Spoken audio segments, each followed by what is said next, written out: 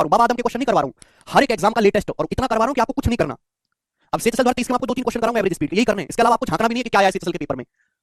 मोहन ने कार से एक सर्टेन डिस्टेंस पूरी करी, उसने 30% डिस्टेंस 90 की स्पीड से, मैं लिखता हूं स्पीड, 30% डिस्टेंस 90 की स्पीड से, 45% डिस्टेंस 135 की स्पीड से, और बाकी डिस्टेंस 75 की स्पीड से तय की, बाकी दूरी 75 की स्पीड से। ये स्पीड है किलोमीटर पर आवर में बेटा, किलोमीटर पर आवर में स्पीड है।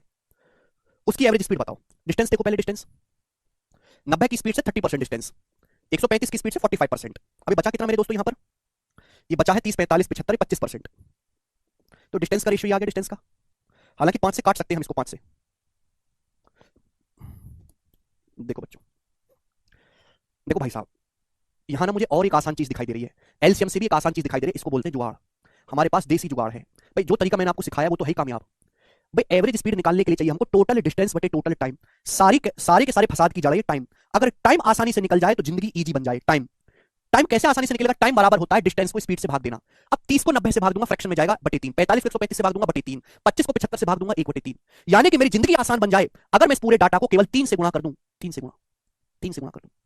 आप मुझे ये बताओ, मैंने केवल ऑब्जर्व कर लिया कि 90 किलोमीटर जाओगे 90 की स्पीड से 1 घंटा लगेगा, 45 या 135 किलोमीटर जाओगे 135 की स्पीड से 1 घंटा लगेगा, 25 या 75 किलोमीटर जाओगे 75 की स्पीड से 1 घंटा लगेगा। तो टोटल डिस्टेंस आप कितने गए हो? टोटल डिस्टेंस आप गए हो, इन तीनों को जोड़ेंगे, इन तीनों को जोड़ने पर आएगा 300, 30, 45, 25, 100, 100 की 3 में गुणा 300। टोटल डिस्टेंस आप गए हो 300। समय कितना लगा? 1 घंटा, 1 घंटा, 1 घंटा, समय लगा 3 घंटा। यानी कि एवरेज स्पीड आ गई 100 किलोमीटर पर आवर। ये जुगाड़ है, इसमें कोई एलसीएम की जरूरत नहीं पड़ी, क्योंकि